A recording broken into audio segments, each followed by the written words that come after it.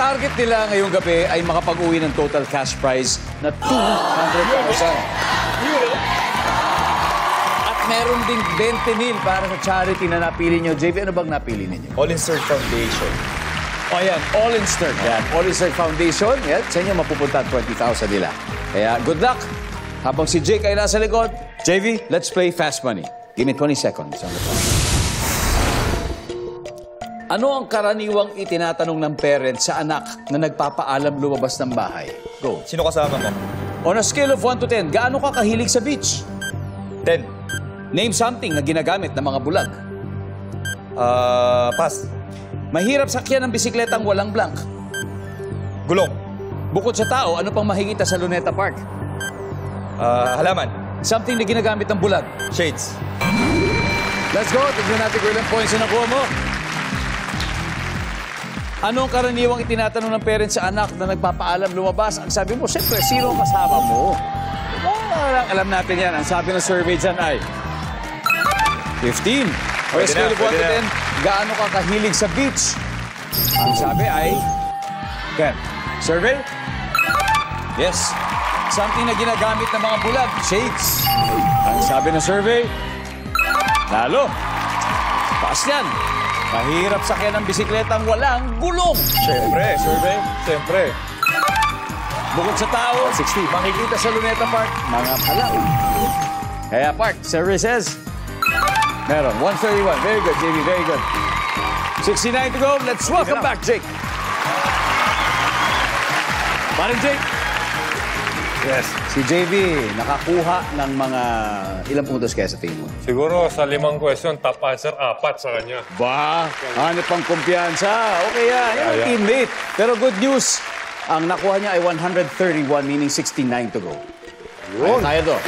Sa puntong ito, makikita na ng viewers ang sagot ni JV. Give me 25 seconds on the clock, please.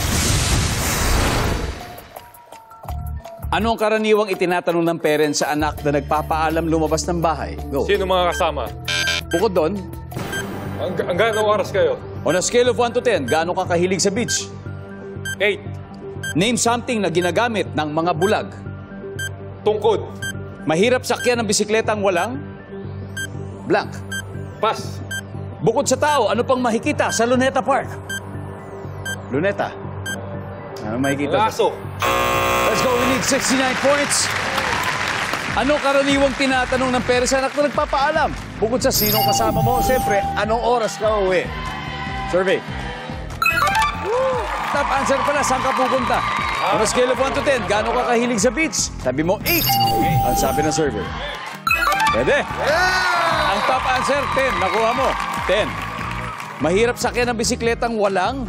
Hindi na natin nabalikan. Ang top answer dito, walang preno. Walang preno. Upuan yung Bukod sa tao, ano pang makikita sa Luneta? Sabi mo, mga aso. Ang sabi ng survey? Uy, meron. Ang top answer dito, rebulto. Yung rebulto ni Jose Rizal. Isa na lang. Yes. Tara, samahan niyo rito. 7 points. Samahan niyo rito. 7 points. Tingnan natin. Isa na lang. 7 points, pare. 7 Ito, points. something na ginagamit ng mga bulag. Sabi mo tungkod, tungkod. Pwede. Siyempre. Pwede ang top answer. Come on. Ito, 7 points. Yes. Pero mataas na yung seeds eh. Six. Pwede rin. For 200,000 pesos, nandyan ba ang tungkod? 7 points. Yes!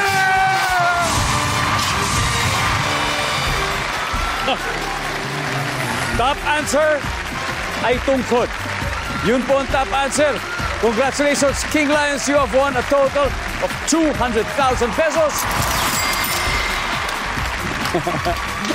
Ayos. Guys, Jake, ano masasabi mo sa pagkapanalo nyo? Yung tungkod, top answer pa yun.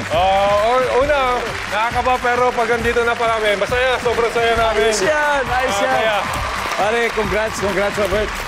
Bergie, thank you. thank you, congrats. At syempre, palakpakan po rin natin ang King Tigers USD. At syempre, gusto natin sabihin, mabuhay ang atletang Pinoy. Diba? Mabuhay ang atletang Pinoy.